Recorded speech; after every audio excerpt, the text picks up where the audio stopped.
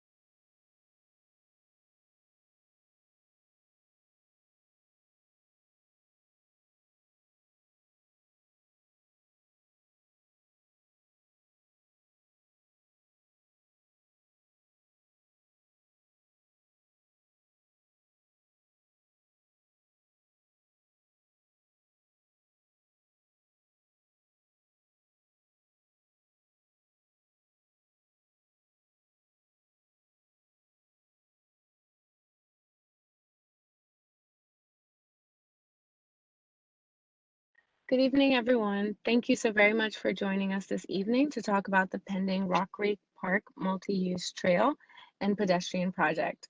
My name is Shayna Vieira, the Public Outreach Coordinator for this project. And before we begin, I'll get started. Before we begin and get started, I'm going to go over a few details about this virtual meeting and logistics. So first, I'd like to let everyone know that you are on mute. You cannot unmute yourself. We can unmute you during the Q&A and comment period, but this just helps the meeting to run smoothly so there are no auditory disruptions during the presentation. If you'd like to request to speak, you'll need to use the raise your hand feature, which we will cover shortly. Your camera is also off by default, and you will not be able to share your video. To reduce the bandwidth of the meeting, only the project team will be able to share video, and this will improve the overall meeting quality for all participants. If you have any questions during the presentation, you can send any of your questions or comments via the Q&A feature.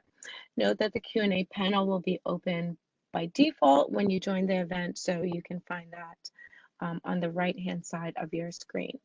To send any questions, click the three-dot icon in the bottom right side of the WebEx window and select Q&A. A new panel or window will appear. In the Ask field, select All Panelists. Click the text box to type your question and press Enter key and send it. If you dialed in by phone, dial the number 3 to raise your hand, or dial *3 to raise your hand function. This indicates to the project team that you would like to speak and ask a question. Using WebEx, you can raise your hand. If you have a question or comment you'd like to speak up about, please raise your hand. This indicates to the project team that you would like to speak.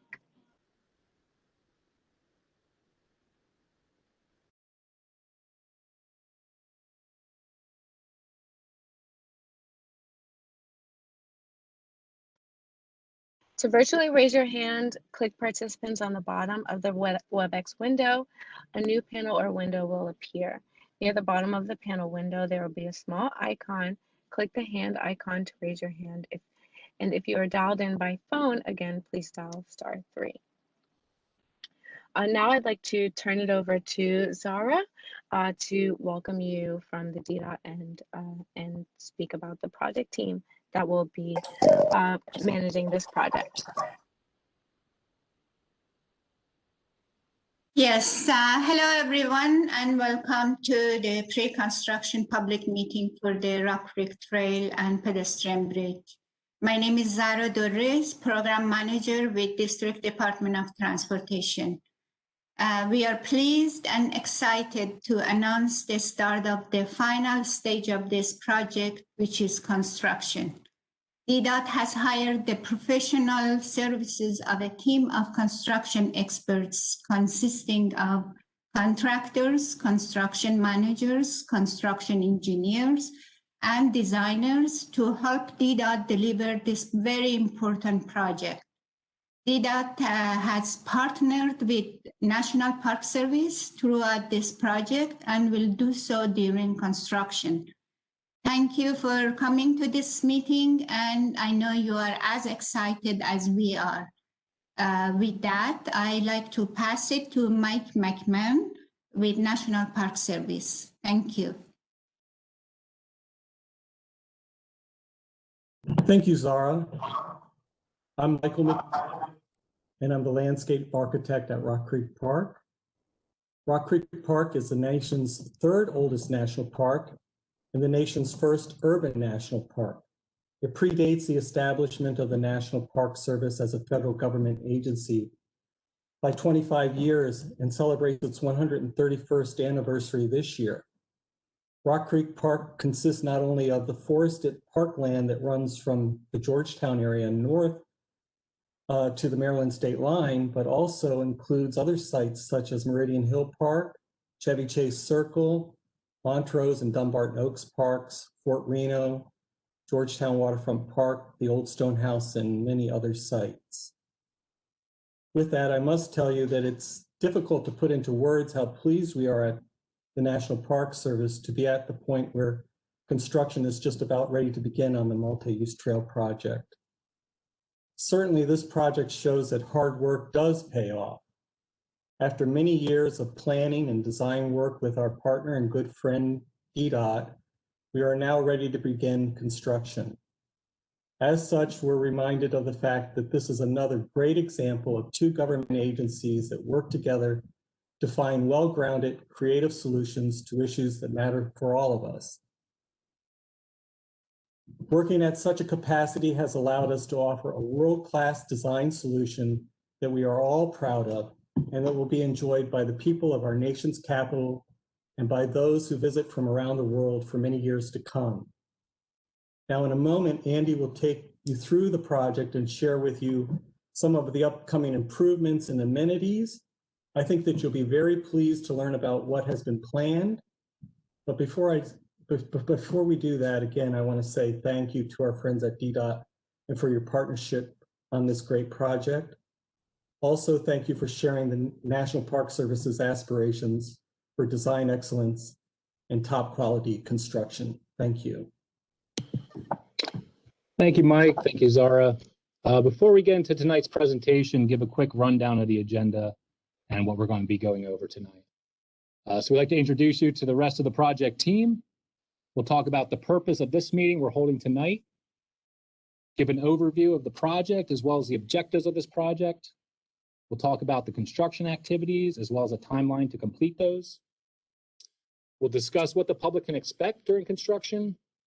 We'll also give you project contacts that you can reach out to for any additional concerns or questions you may have. And finally, after this presentation, the project team will participate in a question and answer session. So you heard from Zara, the program manager for DDOT.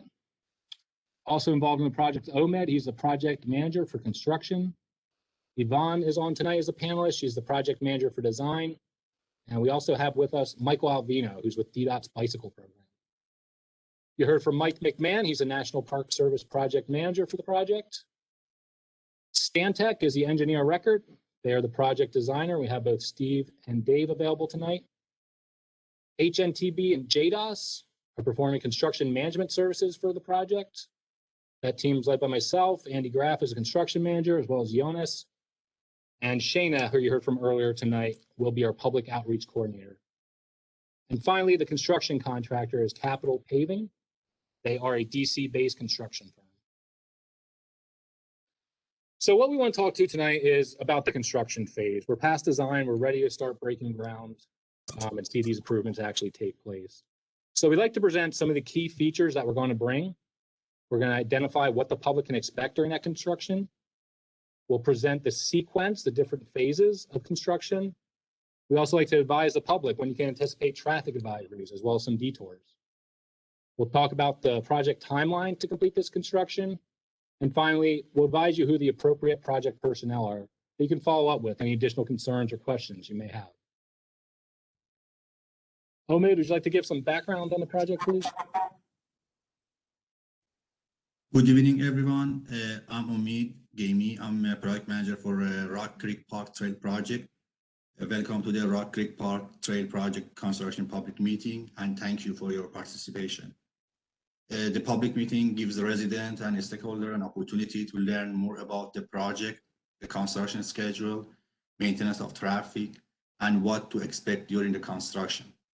Rock Creek Park is a 3,000-acre park under jurisdiction of the NPS. The trail is in Northwest Washington, D.C., and extends from Wise Road northwest to Military Road northwest, then from Broad Branch Road south to Lincoln Memorial Circle.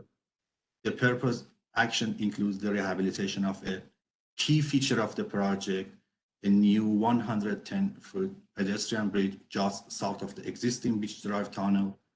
The new bridge will move bicyclists and pedestrians from the current narrow sidewalk directly adjacent to vehicular traffic to a safer, dedicated path that will improve connectivity between Rock Creek Trail and the Zulu.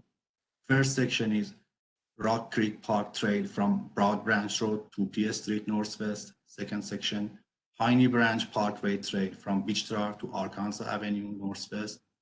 Third, Rose Park Trail from P.S. Street Northwest to M.S. Street Northwest. Fourth, Social Trail from Broad Branch Road to Peirce Mill. Construction of the project will progress in 7 maintenance of traffic MOT stages with significant detours to both vehicular traffic and bicyclists and pedestrians. I pass it to Andrew. Thank you. Okay, so Omen mentioned there at the end that there's 7 different segments of construction. These are numbered from south to north. However, we're not necessarily constructing them in that order. And we'll get to that in a later piece in the presentation. But what I want to spend the next few minutes now on is going through each of these segments of construction, talking about the construction activities and improvements that will take place, as well as the impacts to the traveling public, because there are quite a few detours that we want to discuss. So segment 1 is the very southern limits of the project. This is in the Georgetown area. The scope of work for this segment is reconstruction of the Rose Park Trail, as well as some improvements at the P Street Northwest interchange. The project is going to completely reconstruct the existing Rose Park Trail. We'll be making the new trail 6 feet wide. We'll be reconstructing it with permeable asphalt. The project will add all new trail lighting, as well as new vinyl fencing along the length of this 0.4-mile trail. At the P Street interchange with Rock Creek Parkway, we'll be resurfacing the existing asphalt roadway. The project will add new sidewalks on both sides of the P Street ramp. This will improve connectivity to the Rock Creek Trail. In the same area, we'll add some ADA compliant sidewalk ramps, as well as make general storm sewer drainage improvements. We're going to have a few of these throughout the presentation. We're going to show the existing condition and what the final condition is going to look like. So this is a view of Rose Park Trail. See the existing, and then a new on the right with the new trail and new vinyl fencing.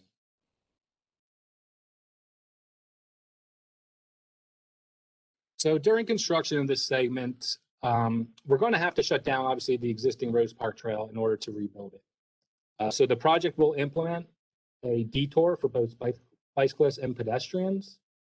This will be done onto the Rock Creek Park Trail via both Pennsylvania Avenue and P Street.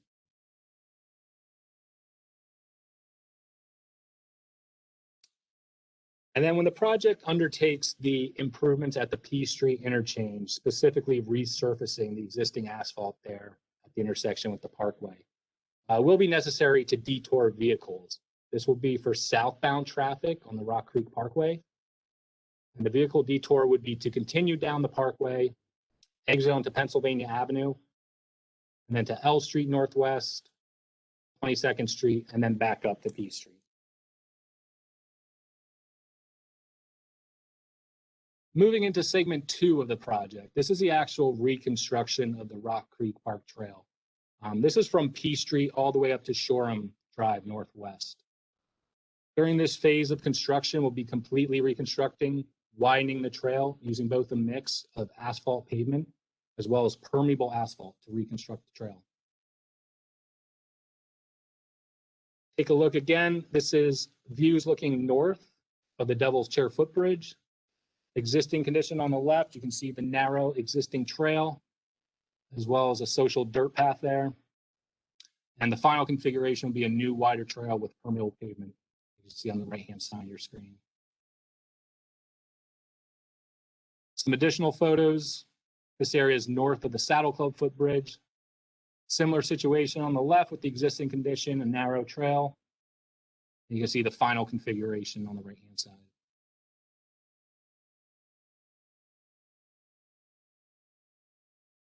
So given the narrow workspace we have to reconstruct this trail, it is going to be a requirement that we close the Rock Creek Trail between P Street and Shoreham Drive. This is done in a large consideration to safety of the trail users, and a detour will be signed and in place. And this detour is actually an existing bicycle route, which is P Street to 23rd Street, to Florida Avenue, 19th Street, and then back up to Calvert Street. It's shown on the image to your right. There is, however, an unsigned detour that would still gain users access through the park. This would be using Montrose Park as well as Dumbarton Oaks Park. But the project, we're not going to put MOT signs out for this. And the reason for that is this pathway is not completely paved. And additionally, it's not ADA compliant.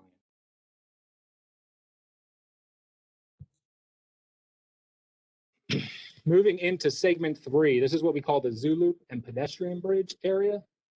This is actually where the trail comes onto National Zoological property.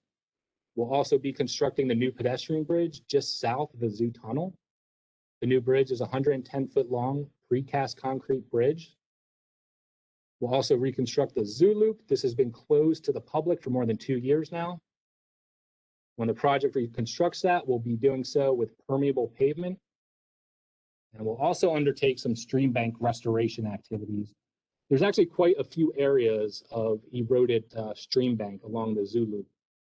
You can see an image here on the right as an example. So we're going to be performing some in-stream construction in order to remedy that situation.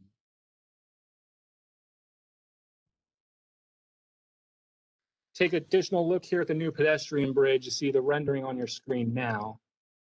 And again, the objective of this bridge, it provides a new 10-foot wide access separate from the vehicle bridge of Beach Drive over Rock Creek. Additionally, it's also going to provide a unique link to the Zoo Loop once we have that open to the public. A couple additional images. This is on Beach Drive, just south of the zoo tunnel. We're looking south on Beach Drive. You see the new pedestrian bridge on the right-hand side.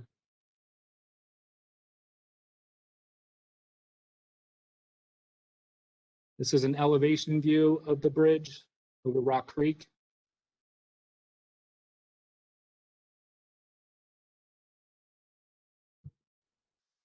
And finally, this is just south of the zoo tunnel. This is where Rock Creek Trail will intersect with the new Zoo Loop.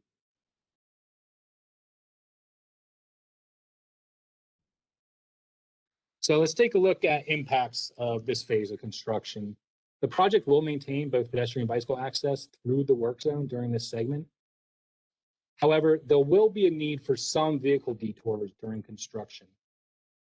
This is going to become when we have some critical activities related to the pedestrian bridge construction. For example, installing the precast girders, we'll need to close down a portion of Beach Drive. When we do that, we'll make sure we have extensive public outreach before that's implemented. And the detour, when that does take place, is similar to the Beach Drive project detour that was in place a couple years ago, as Beach Drive will be closed at Tilden Street, and motorists will be diverted then onto Connecticut Avenue, and then Cathedral Avenue. What we will do here, though, the project will maintain local access along Beach Drive southbound, so that public can get access to the National Zoo entrance on Beach Drive.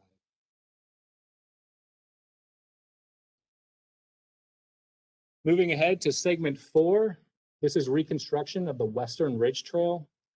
You can see on the image on the right, this is a section highlighted in blue. It's roughly between Porter Street to the Bluffs Footbridge. So during this phase, we're going to again completely reconstruct the existing trail. We're going to make a new 10-foot wide trail using a mix of asphalt pavement and permeable asphalt. And at the Porter Street area, we're going to add new sidewalks as well as new ADA compliant sidewalk ramps.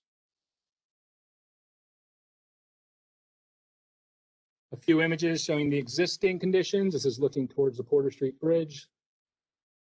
And you see on the right what the final configuration will look like once construction is completed.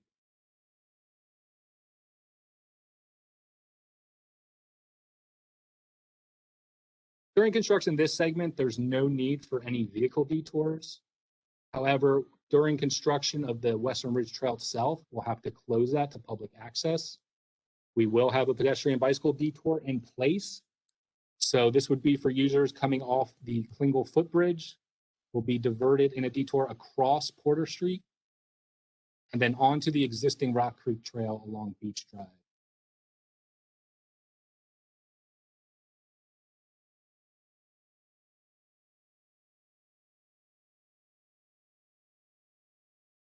Segment 5 of the project is along the Piney Branch Parkway Trail. If you're familiar with this area, right now it's just an existing social trail. The majority of it is not paved. Additionally, you can see some photos on the right of the screen.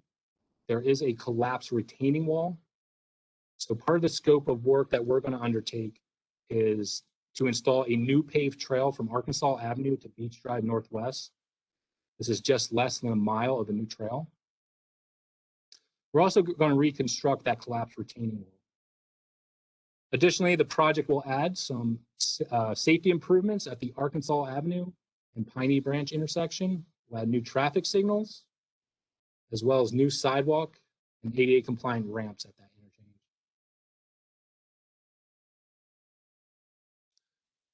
Once again, comparison of the existing condition, you can see the social dirt path. This is going right underneath the 16th Street Bridge.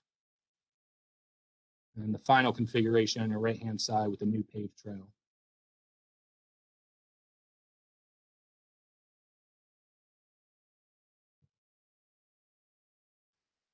So during construction of segment 5, in order to pave that new trail, we're going to have to close it to public access. Once again, we will have a signed detour in place for trail users. This detour will be 16th Street, the Park Road, Klingel Road, to Porter Street. And similarly, we'll have to also detour vehicles in order to give ourselves room to properly repair that retaining wall, as well as build a new trail. So eastbound traffic on Piney Branch will remain open during this segment. However, the project will close westbound traffic along Piney Branch. And similar to the pedestrian detour, the vehicle detour will be 16th Street, Park Road, Klingel Road, and then back up to Porter Street.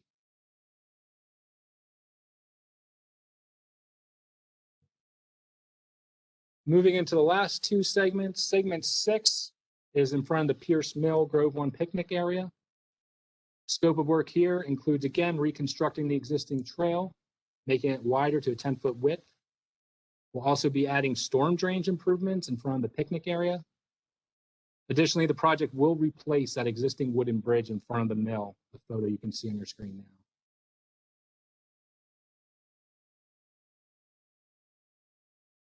Obviously, in this segment, there's no need for any vehicle detours.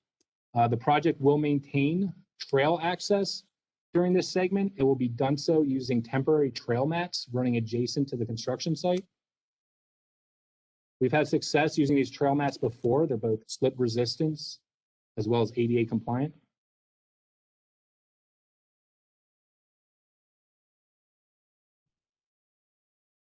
And finally, moving into segment 7, the northernmost segment of the project. This is from Peirce Mill to Broad Branch Road. So currently there's 2 trails running parallel to each other up in this area. There is the social dirt path that you see in the photo on your right, and there's the existing paved trail that kind of terminates in the Grove 2 parking lot. The scope of work here is to reconstruct both of those. We're going to make a new paved trail where that existing social dirt path is, and then we're going to reconstruct that existing trail. Additionally, the project will also add more storm drainage improvements in this area. Another view of the existing condition and what the final configuration will look like. This is standing at Peirce Mill looking north towards Broad Branch.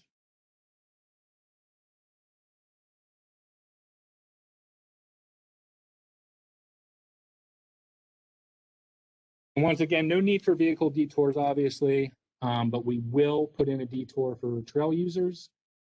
It's a little bit simpler here. Since we kind of have 2 trails, we're going to switch back and forth. We'll build that social trail first. We'll pave that.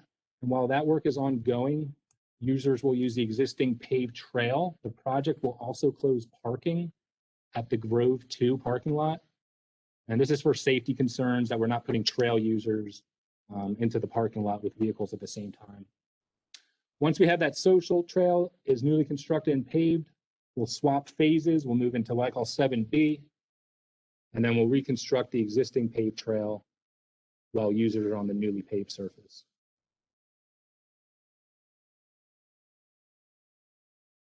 So that's an overall summary of all project segments. What I'd like to do now is just discuss the overall timing as well as how the project intends to phase each of these segments.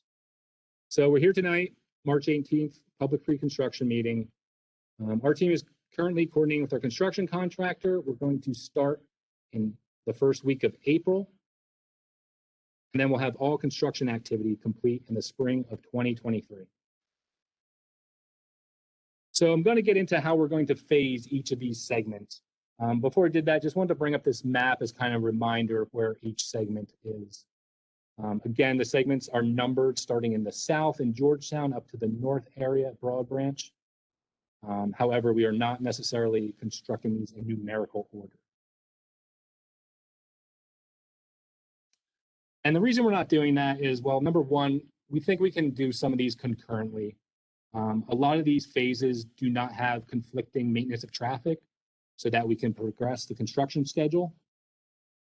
Additionally, we also want to prioritize some of the areas, get those done quicker, and give access to these new trail segments to the public. So with that being said, the first 2 areas that will be constructed starting April are the Rose Park Trail, segment 1, and the Western Ridge Trail, segment 4. Looking back at the map here, segment 1, that's the yellow area further south in Georgetown. And the Western Ridge Trail is that area between Porter Street up to Bluffs Footbridge. Moving on, we're going to start Zoo Loop and the Pedestrian Bridge, segment 3. We'll be starting that in the summer this year. And the reason why we're waiting until the summer rather than starting that immediately in the spring is that there are in-stream restrictions working within Rock Creek. So we're unable to perform that stream restoration work until sometime in the mid-summer.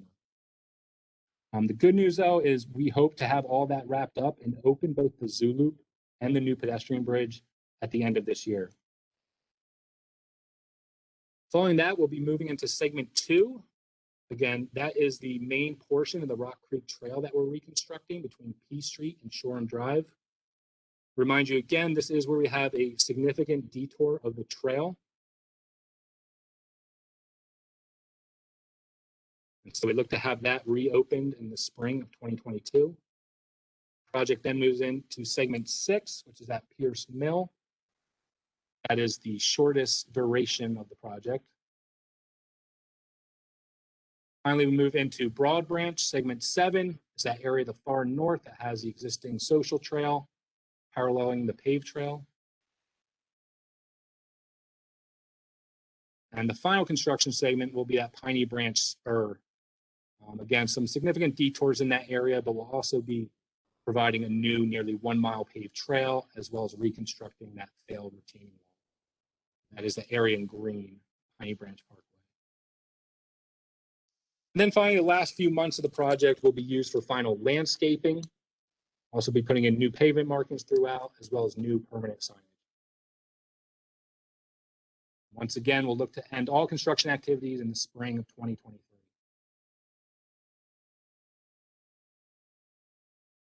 So we went through some of the detours, just some other general information that the public can expect during construction.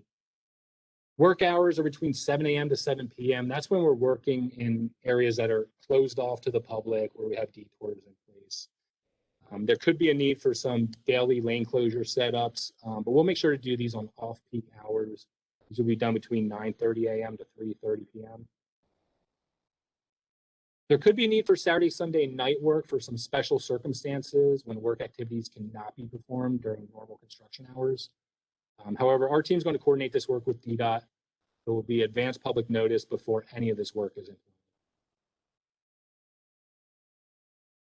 Finally, I'd just like to talk a little bit more about the traffic control and safety of the project. Our team is quite aware that some of these detours and closures are somewhat impactful to trail users. Just realize they are absolutely necessary to construct this project safely. The project's a very linear, but also very narrow corridor. So we will make sure that we have proper detour construction signage throughout the corridor. We're also going to be utilizing portable barrel message signs along the corridor. This will give the traveling public kind of a heads up as to potential changes in traffic impacts. And then finally, a few items on safety. The field personnel you see out there, they're obviously going to have their proper safety equipment, taking proper COVID precautions. They'll be wearing high visibility personal protection equipment. But we do ask the public to please respect the work zones. Please respect these closures and follow the detours. It's obviously for the safety of the field workers, for the safety of the public, but it's also going to help us to construct these areas faster. And ultimately, we'll be able to turn these over to the public in a much quicker fashion. With that, I'm going to have Shana ask her to speak to some of the efforts we're going to take for public outreach and to stay connected. Good evening again, everyone. Again, Andy just said my name, Shana Vieira, Public Outreach Coordinator on the project. We're really excited to be in construction on this project that's been long awaited, and it is intended to create a safer and more enjoyable environment for all stakeholders utilizing the trail. We want to keep everyone, all stakeholders, up to date with the project, as up to date with the project as possible. So please, when you have a moment, we will be dropping the website into the chat. Also, the website is linked on the DDOT website as well. So please go there. My email is there. You can sign up for the newsletter that we will be sharing with the public. So just want to let you all know that we will host a virtual community meeting for each phase of construction. And as Andy said, we are very keen to making sure that all stakeholders are aware of any impediments or any changes to the MOT, as well as kind of updating everyone on the upcoming changes to the project, upcoming phases to the project well in advance. So we want to keep everyone informed, communicate with everyone as best as possible, and make sure that we can answer any questions or attend to any concerns that you may have well in advance of each phase of the project. Stakeholder notifications for any of the major project milestones will be adhered to for all construction activity and traffic pattern changes. As I mentioned, we have a dedicated project website. Along in the project website, there will be copies of the project newsletter that will be going out. So again, please sign up for the project newsletter. We would be happy to have you on our stakeholders list and keep you all informed virtually during this time. Also, all of the short public announcements, traffic advisories will be going out as well, and DDOT will maintain their social media outlets and provide any updates there on Twitter, Instagram, and other areas that they send out, as well as their own stakeholders list. So you can sign up for the project stakeholders list as well as the DDOT stakeholders list. NPS newsletter will also be going out to their stakeholders list. So we have many avenues in which you can see and retrieve information on the project and get updates. We have a dedicated community outreach team. Again, my name is Shayna, and I am happy to communicate with anyone that has any questions, concerns, and then kind of field those to the project team. So the DDOT project manager, Omid, spoke earlier. Construction managers include Andy and Jonas. They spoke, well, Andy spoke as well, giving you a detailed description of the project and the construction phases. My email is here, and I'll be fielding all questions for you guys. This is the project website, and I'll make sure to drop that link in the chat as well for you.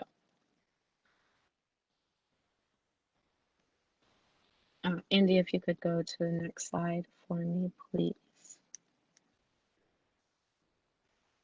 So we want to make sure that DDOT, you know that DDOT is in compliance with Title VI. When the meeting ends, you will be redirected to the DDOT Title VI Public Meeting Participant Questionnaire. And as a recipient of federal assistance, DDOT must ensure that all programs, activities, and public meetings are conducted in compliance with Title VI of the Civil Rights Act of 1964. This act ensures non-discrimination based on race, color, or national origin. The Title VI Public Meeting Participant Questionnaire is used to obtain information just to help DDOT ensure that we are informing the public and conducting our meetings in a non-discriminatory manner and in compliance with Title VI. Project comments and/or concerns may also be submitted through this form. We appreciate anyone who is willing to complete the form.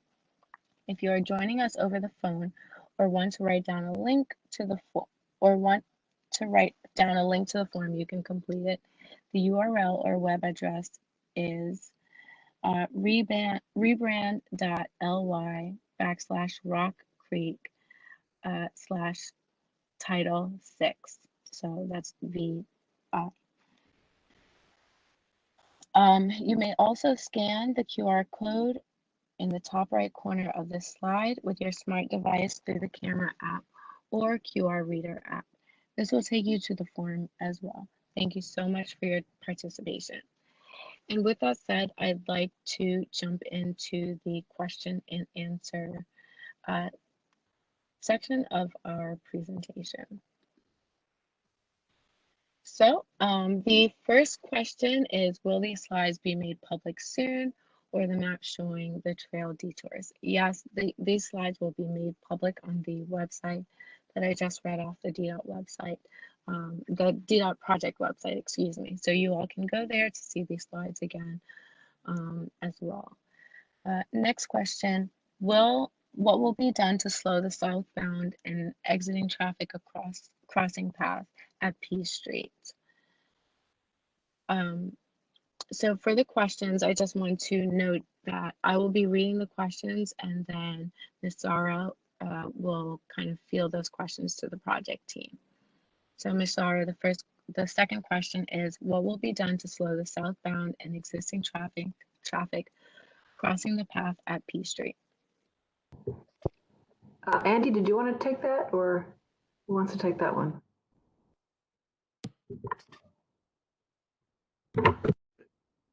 Yvonne, this is Steve. I did type a response in there at Peirce Street. The curb to curb width will be narrowed, and we are proposing signing and marking improvements. We are not proposing any geometric changes at that location. There is some vegetation on the hillside that will need to be maintained on an ongoing basis.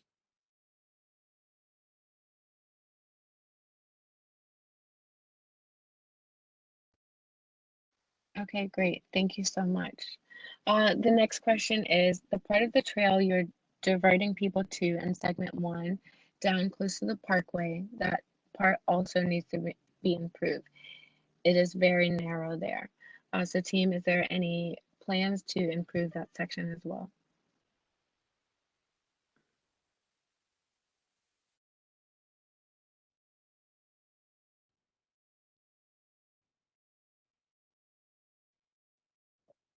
This is Steve. That is not part of the scope of this project, but I assume that's something that the Park Service would take on or look at if it is a concern. Thank you, Steve.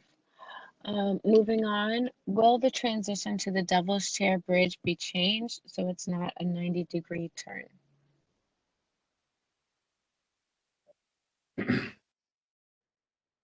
So at the Devil's Chair Bridge, there's a sharp bend, and there was a concrete railing that sort of formed the east part of that bridge. There's sort of a landing there. We did look at that during design, but it was determined that that bridge couldn't be modified because it is a resource. Since that time, nature has kind of had its way with the bridge, and there have been some trees that have fallen and damaged the railing. And I'm not certain as to what the plan is to restore that. I will say we did realign the trail slightly on that approach with as far as we could, because the more you realign, the fill starts to encroach on the parkway, and so we couldn't, obviously we can't fill into the parkway. So I don't know, Mike, do you have anything to add on the status of that repair, the bridge?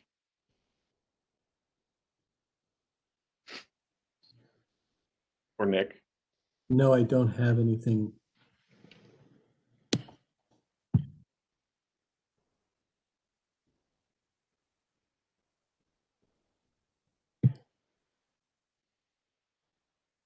Okay, so thank you for that. We will, if you guys want to have that or pose that question as it was indicated, that is not particularly part of this project, but we will make sure to direct you to the right program manager or kind of person that can respond to that question if there are any projects upcoming there.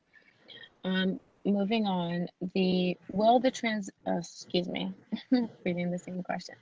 It looks like some curves are being straightened. Is that correct? So some curves along the trail are being straightened. Is that correct? I can take that one again.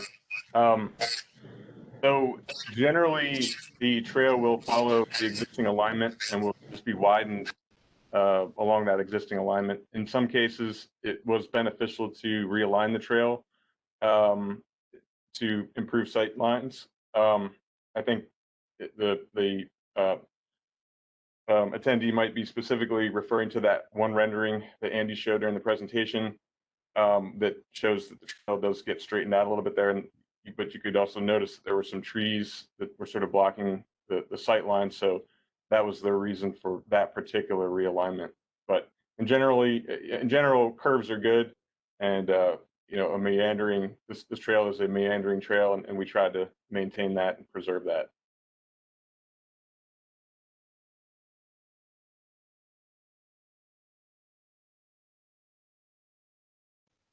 Thank you. For segment 2, what measures will be taken for the accumulation of sand and silt on the trail after every storm? So I think specifically on the south end, that was a major issue, north of Devil's Chair Bridge and probably south of Battle Club Bridge. And in those cases over the years where that sand and silt has deposited, the trail gets cleared, but those deposits remain on either side of the trail, and so it creates sort of a gully. So we did raise the trail, and hopefully when construction is done, it'll be at grade. But that will continue to be an issue through the years, as sand, and it is a maintenance issue.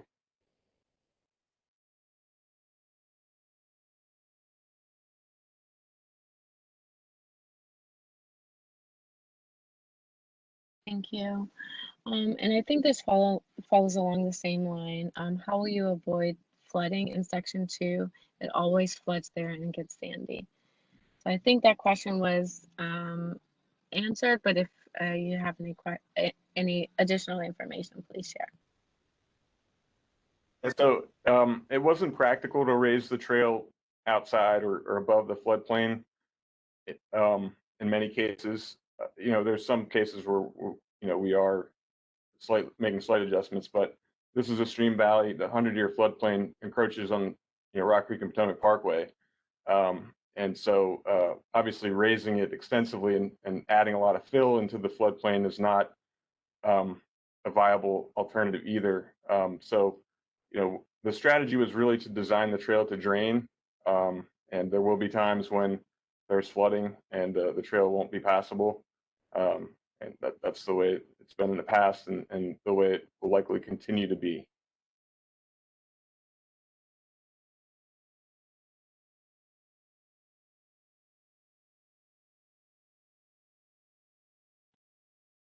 Thank you.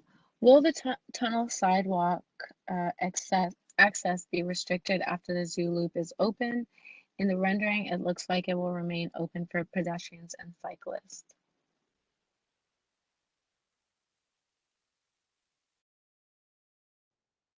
The tunnel sidewalk will remain, and will still need to be used at night because the zoo closes off their property in the evenings.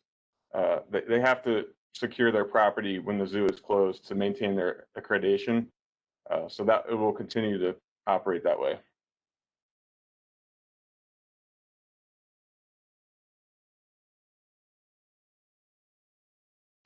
Awesome. Will the Piney Branch Parkway Trail connect to the 3600 block of 17th Street Northwest so that Mount Pleasant benefits from and connects with this trail?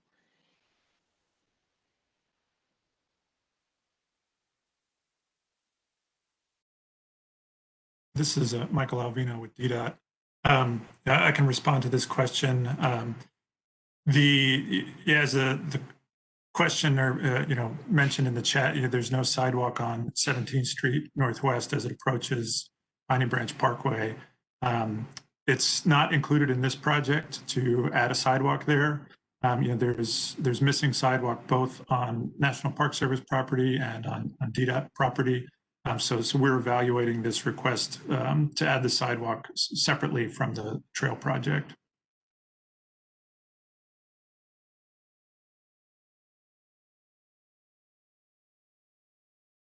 That's great, thank you. Is it not possible to close Beach Drive to vehicular traffic? I'm guessing they're asking, is it not possible to keep it open? And hopefully I'm answering the question correctly. If not, please put in the chat a clarification. Hey, Shane, I'll jump in here. I think my understanding is to keep Beach Drive open during construction. Just want to reiterate, I pulled it up on the screen here. So I mentioned we will maintain, obviously, trail users will have access through the work zone. We're only going to be taking closures on Beach Drive when it's necessary for critical tasks related to the bridge construction. So it's not just going to be closed for a few months at a time. There's just going to be a few operations. We'll need to get construction out on the Beach Drive in order, for example, for large concrete pours or for setting the superstructure. And again, I just highlight, we're going to be making public outreach efforts well in advance of these closures going into place. So there will be plenty of information before that gets implemented.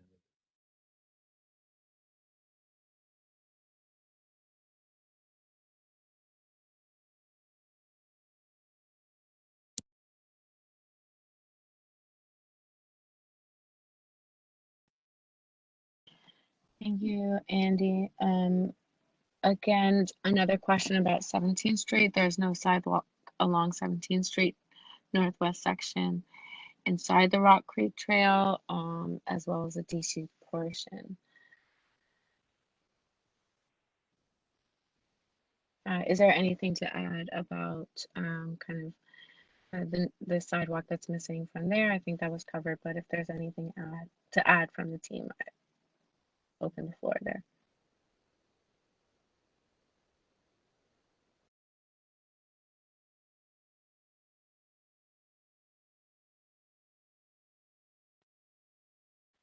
Okay, great. How will segment 5 from Piney Branch connect to the sidewalk or bike lane on Porter headed westbound?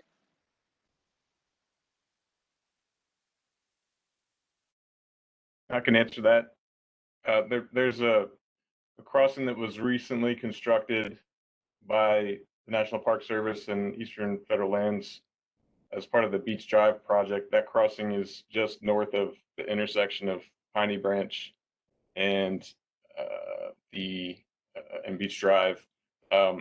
Ideally, the crossing would be right there at the intersection, but the intersection is actually on an existing bridge, and the bridge was not able to be modified at this time, or at the time of that project.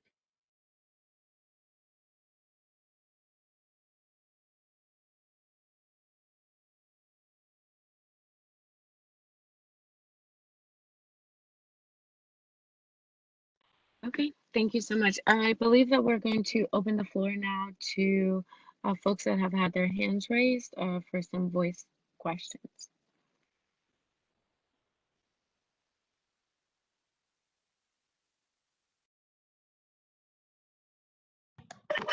I think Josh Gold has a question.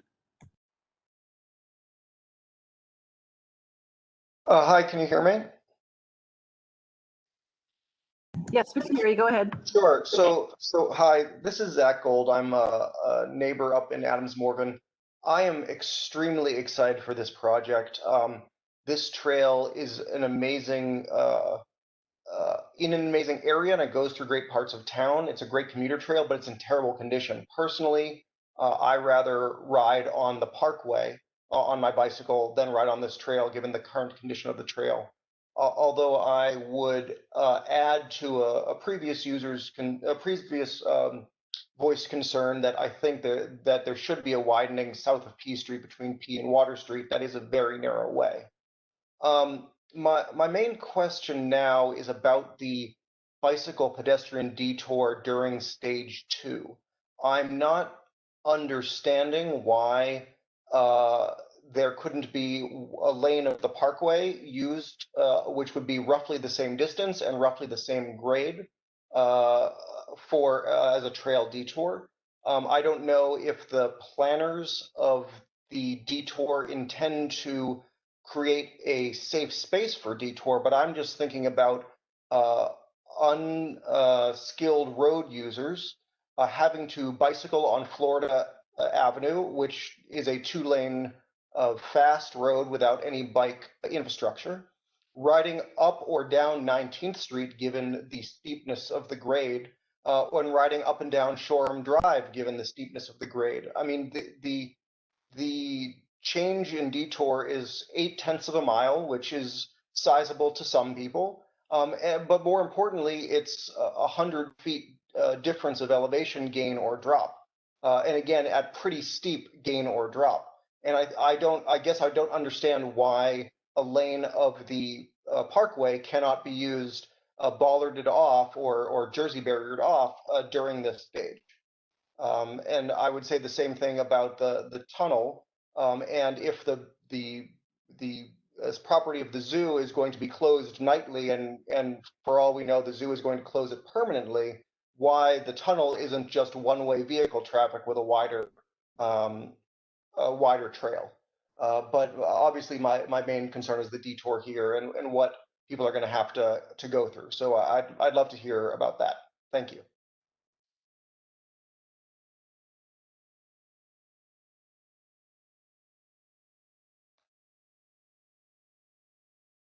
So thank you for your question. This is Michael McMahon at the Park Service. The detour that's been established for this area is already a designated bicycle route.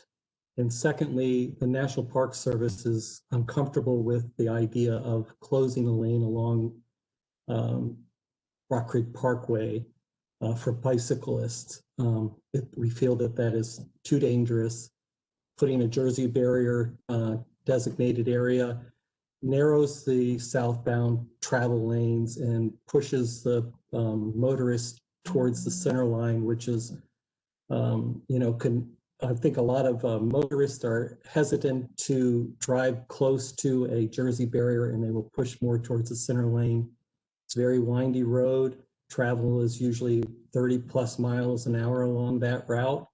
And easily someone could go into the opposite lane and you could end up with a head-on collision. Also, we have a problem there with the morning and evening commutes where the lanes change. And we're always very, very concerned about making any kind of changes to that pattern because motorists are often creatures of nature, and they have their understanding of how the roadways work, and it's a bit confusing with the lane changes. And when they get a pattern set, they take it, and all of a sudden something has changed, and they find themselves heading into oncoming traffic. So there's a real risk to both pedestrians, bicyclists, and motorists with that kind of a option. We wouldn't consider it. Again, there is already an established bike route, and that's the safest route. Would someone from DDOT like to comment on the safety of that route? Hi, this is Alvino with DDOT.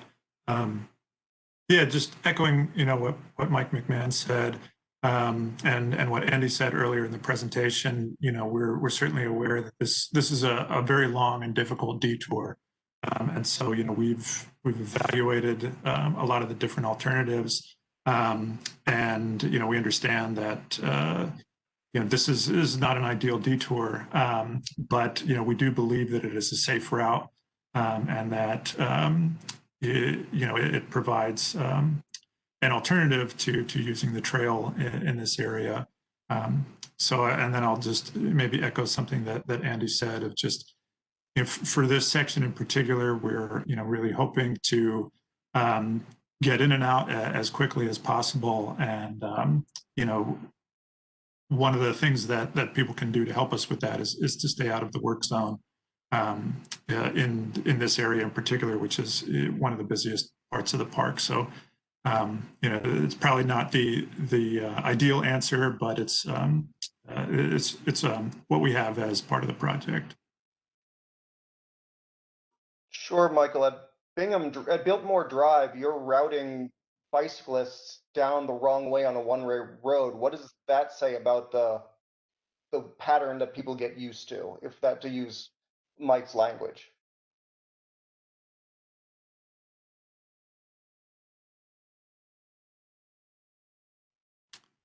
I'm not sure, maybe Steve, if you can respond to that. I'm certainly aware that we looked at that during the design phase. I thought we had resolved a detour that worked in both directions, right there at Biltmore Street and Calvert Street. I think it's number 11 on the map.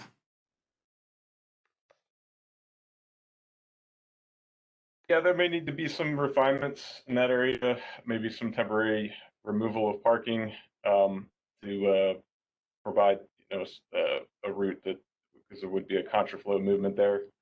So that's acknowledged.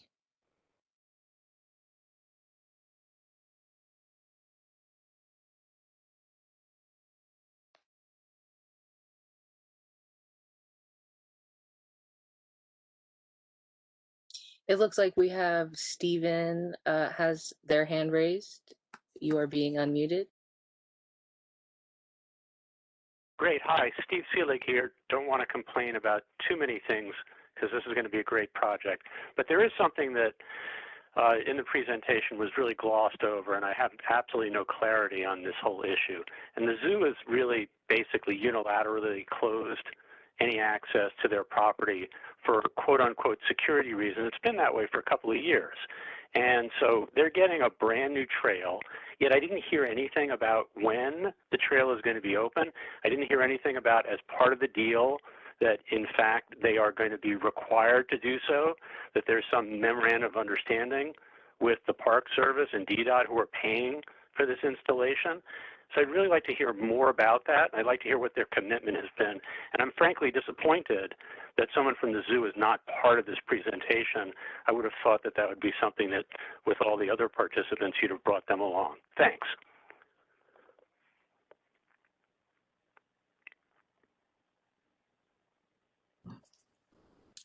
Well, this is Mike McMahon again, and I can't speak for the National Zoo. I can only speak for the National Park Service. The gates are under the the jurisdiction of the National Zoo. And as Steve indicated earlier, in order for them to keep their certification, they have to take these types of measures. I think we all remember a couple of years ago when they made the changes at the Harvard Street crossing there that prevented people from coming through the zoo later in the evening and earlier in the morning.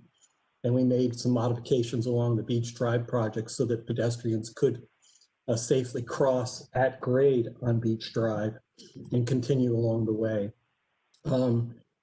I guess that's a conversation to have further with the National Zoo to see if there's any opportunity, if they've thought any further about the possibility of keeping the gates open later in the evening or earlier in the morning.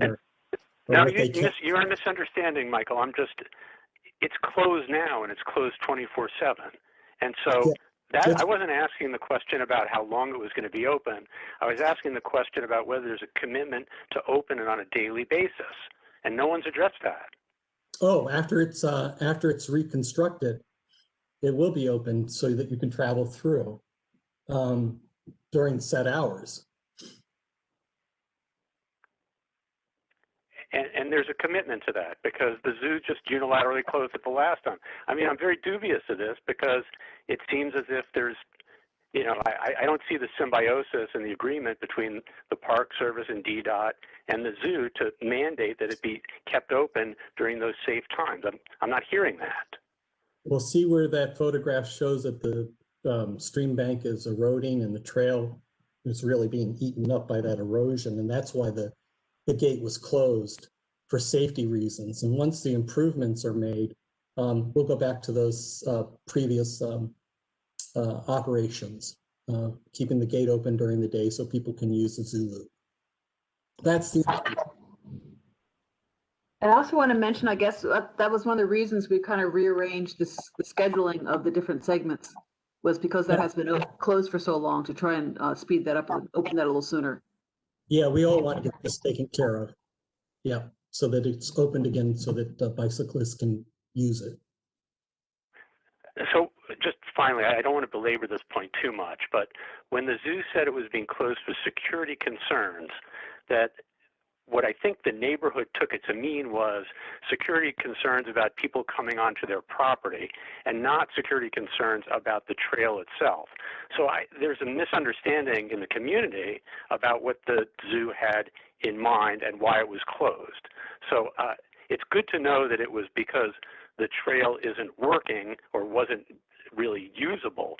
But again, still, it seems like they can close it whenever they want, and I just don't understand why a government entity would be basically rebuilding this and letting them do what they want. I just would love to see some agreement, a memorandum of understanding or something between DDOT, the National Park Service, and the zoo, so there's a commitment to the community. Is that in the cards?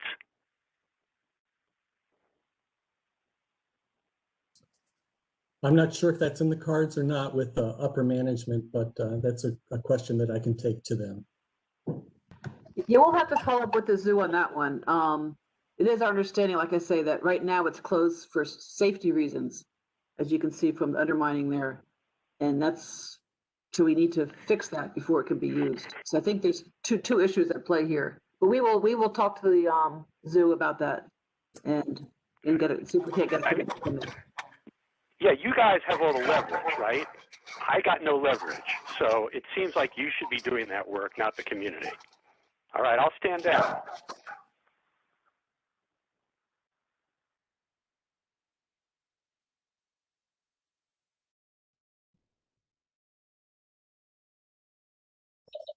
All right, thank you, Stephen. There's one more hand maybe we'd like to get to. Roberta, you will be unmuted. Yeah, thanks very much for taking my question. I think this is a great plan. I'm really excited about it, but I wonder why we're not looking at closing Rock Creek Park to vehicular traffic altogether. And is that not possible? So that it's just for pedestrians and cyclists and other sports people to use. Thank you.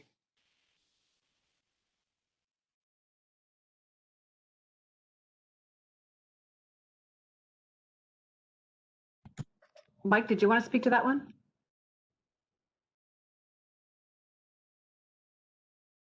Rock Creek Parkway will remain open to vehicular traffic. On the weekends above Broad Branch, the road has been closed for bicyclists and pedestrians since I think the 1970s. And now that there's the COVID pandemic, we've closed that area for use 7 days a week for pedestrians and bicyclists, but closing the parkway isn't in conversations.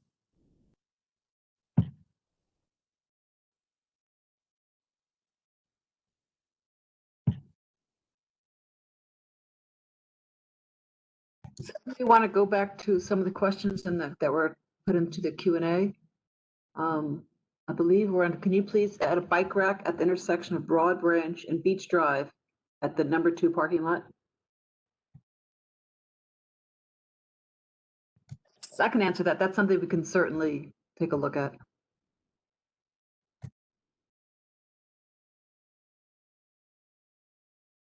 Thank you. Following on to that question, will there be a stop sign added at Blagden with the sidewalk completed at 4100 to 4200 block of Blagden by DDOT? This will have an increase of users with this improved connectivity.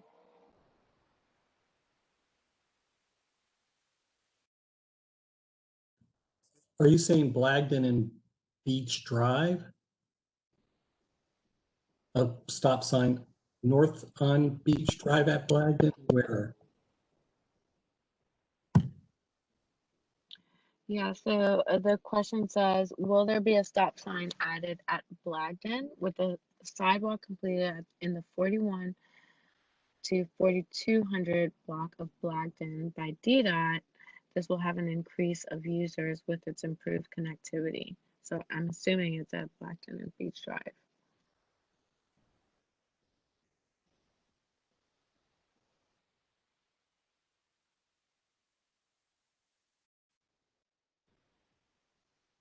But we can go back to this question a little later so that we can get some clarity from the participant or the attendee.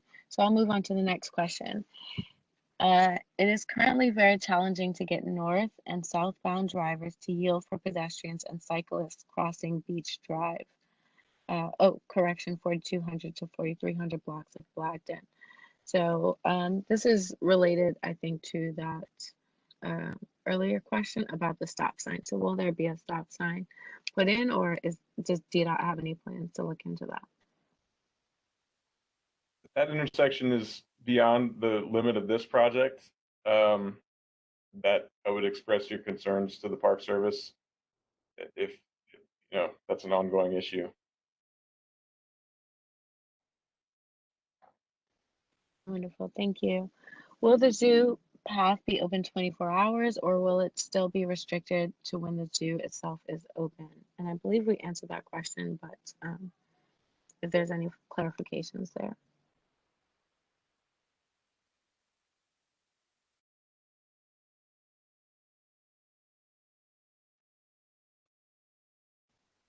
Okay, continuing on. Will you add permanent wayfinding signs?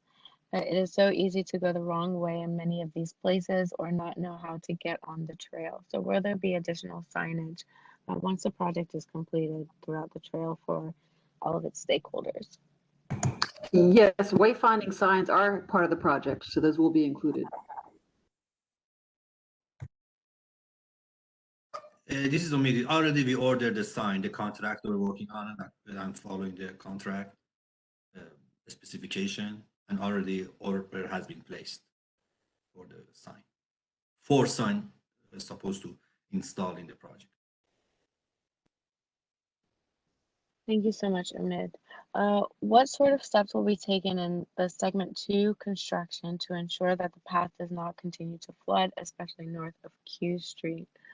I believe that the team has responded to this, but as we relate it to north of Q Street, is there any additional information we can share here?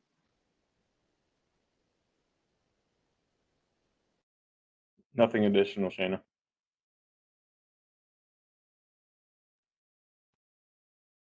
Thank you. And next question, have you considered adding rumble strips on the ramp up to P Street to slow traffic approaching the trail crossing and alert trail users of traffic?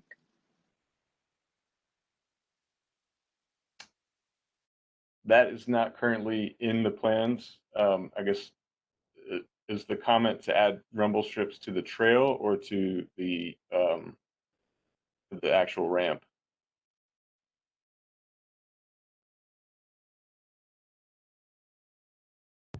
Sounds like Rumble it's strips on the ramp. Correct. I think that's something that could be considered.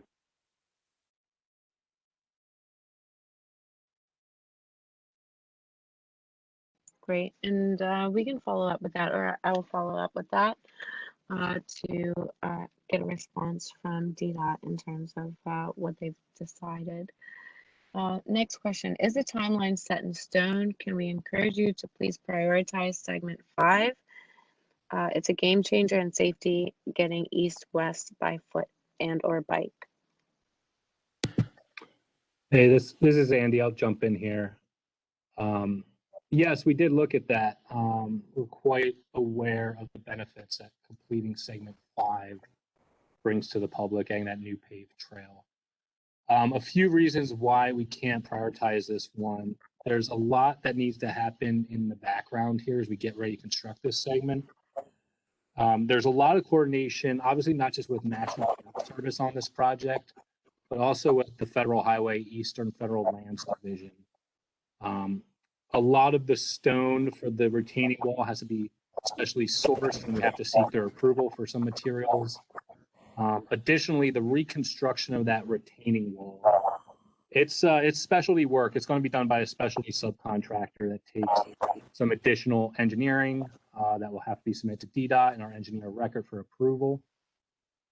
Additionally, there is a large existing DC water combined sewer. I want to say it's 8 by 10 that runs right underneath Piney Branch Parkway. So one of the main objectives that we have to undertake during construction of that phase is protecting that existing sanitary sewer. So again, we have to come in with some engineering and put up some temporary supports in order to protect that so that we can properly excavate and build that retaining wall. So I guess I said, we hear you. We do know how important that is. We're always, every month, we're looking at schedule updates for what we can improve. So we will keep this in mind moving forward. Just do realize there is a lot that needs to happen before we can construct there. One final item, obviously, we do know where the detour is down 16th Street, and DDOT does have the ongoing 16th Street project going on.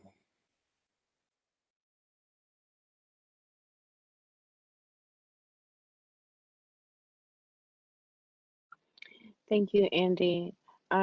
Next question, and I can answer this. Will this recording be available, shared with the public?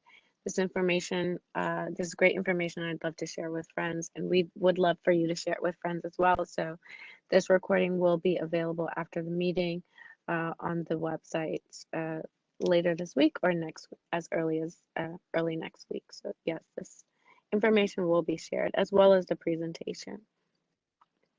Next question, is there anything you can say about why you phased the project as you did, particularly why the Piney Branch segment is last? That one appears to be the most safety critical and the most transformative for the neighborhood. Yeah, again, Shane, it's really a repeat of the last question. So we hear you, comment received, and like I said, we'll continue to look at where we can improve the schedule. Thank you. While the western approaches have sidewalk and trail access, the east has not had the same safety and access. It forces users from the east to risk being in the street or having to drive the park. Is there are there any plans in the future for DDOT to create safe passage on the east side?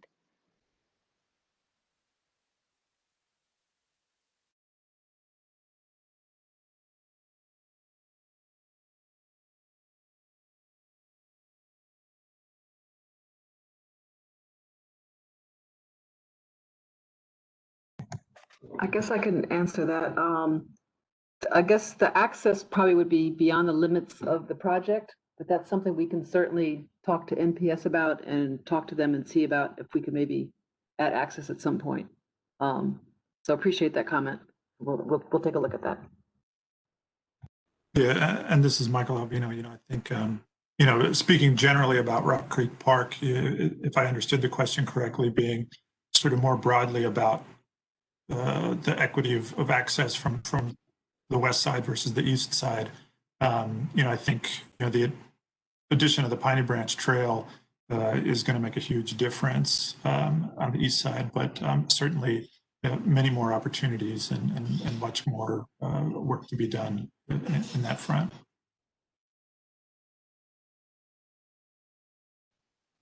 Thank you. Will there be any new capital bike share stations along the refurbished trail?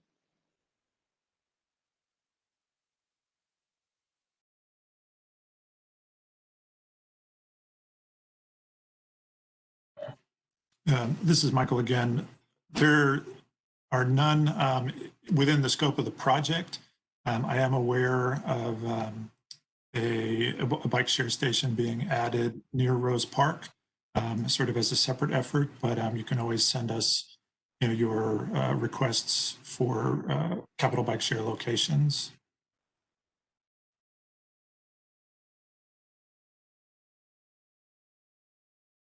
Thank you. Confirming that phase 1 is the only phase that will include improved lighting.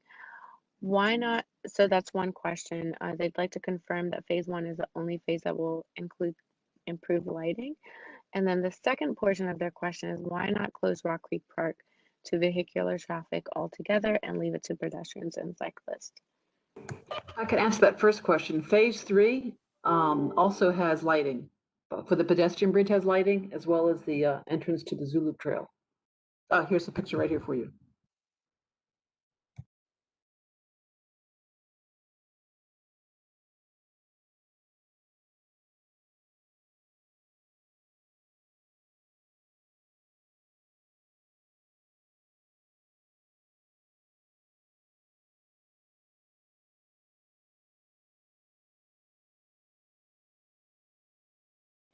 Thank you.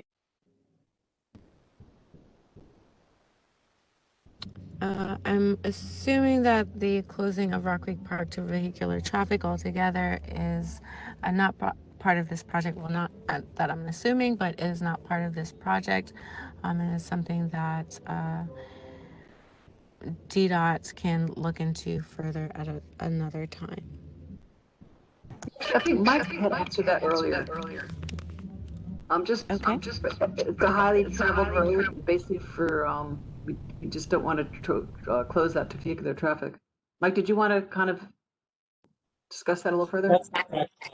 There's no plan to close Rock Creek Parkway Beach Drive.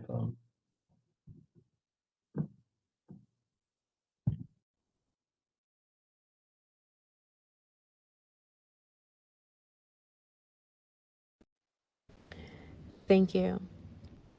So residents on Porter Street will be able to access trails by foot, just detour during the period of work. Is that correct?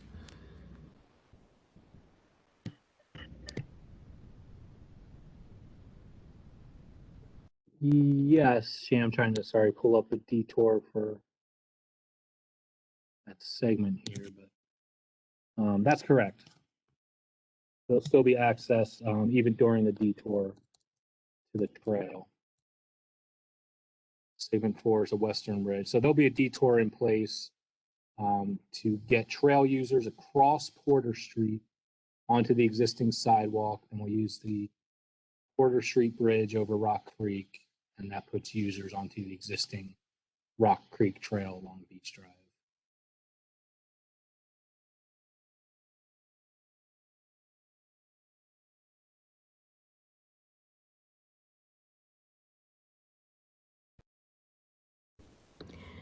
Thank you. So just want to let everyone know that we will be wrapping up questions shortly. We're going to take 3 more questions, and we will document all the questions that have put into the Q&A as well as on Facebook, and make sure that we provide those in a documented or written Q&A on the website. We'll also be including on the website an FAQ, so you can go there to find additional information about the project. One question from Facebook is pertaining to the zoo loop, which we've already responded to. So thank you for kind of addressing your concern there. Hopefully we were able to respond to your question, and if not, you can email us with specifics, and we'll get back to you. So the next question, are there any plans for a bike and pedestrian trail along Branch Creek and Broad Branch Road? Hi, Shana. This is Michael Alvino with DDOT again. I can respond to this. So as a separate effort, there was a recent environmental assessment that was completed for Broad Branch Road, and that was just completed earlier this week, actually, with the finding of no significant impact. And there was an evaluation of a couple different alternatives that included bike lanes and a bike trail. And the preferred alternative will add a sidewalk on Broad Branch Road, but not bike lanes or a trail. And I've provided a link to that environmental assessment document in the chat.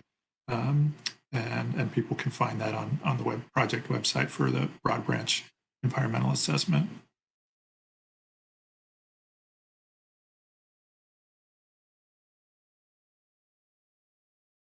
Thank you. Next and final question. This one says, I am concerned about the detour for Piney Branch routing trail users, and particularly bike riders up 16th Street.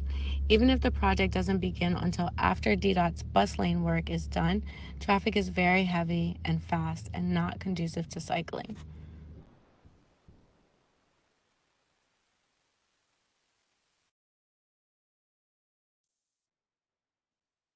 Yeah, maybe Andy, you can respond to this one. I think it's worth getting into a little bit of maybe specifics about the Piney Branch closure. We'll close part of Piney Branch Parkway, but the existing north side of Piney Branch Parkway is really more of a social trail, and it's very difficult to bike there today. So there'll still be half the road will be open, and bicyclists, those who choose to ride on Piney Branch Parkway can do that. But as far as 16th Street goes, yeah, we hear you on that. I think, there's also a sidewalk, relatively wide sidewalk on 16th Street that people can take advantage of. Yeah, I agree, Mike. Yeah, obviously to construct that trail, the social trail on the north side of Piney Branch, we have to take access to that as well as a lane of the existing traffic. We're also going to be, again, putting in very significant support of excavation to rebuild that failed retaining wall, as well as support that large combined sewer that runs down Piney Branch Parkway. And as Mike mentioned, while westbound will be closed, eastbound Piney Branch is open. So if bicyclists want to use eastbound, they're welcome to do so. And also there is, it's not going to be signed, but there is a path through the woods here along the south side of Piney Branch. That's not going to be our signed detour route. It will be, as I mentioned earlier, 16th Street to Park Road.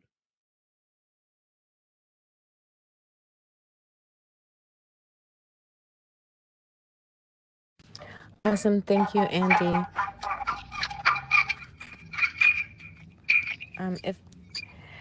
With that, I just want to close out the Q&A section of this presentation. We thank everyone for submitting their questions, their concerns about the project.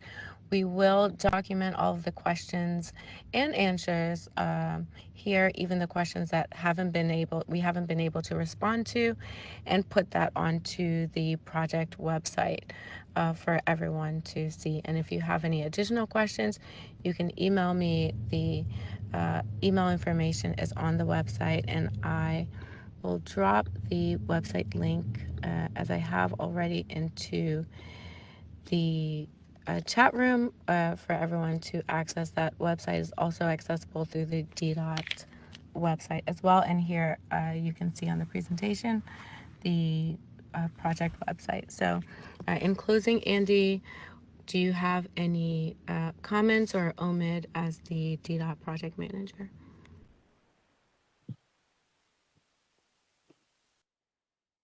I do not. Thank everyone.